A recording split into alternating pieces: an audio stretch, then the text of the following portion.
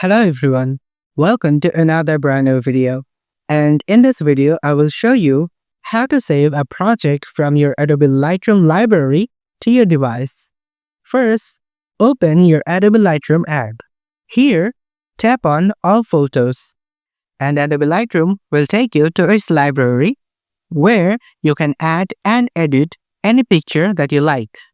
Now tap on the picture that you've already edited and now you want to save to your device. Here, at the top right, you will see a share icon.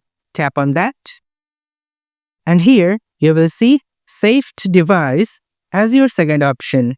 Simply click that and your photo will be exported. If you found this video helpful, please give it a thumbs up.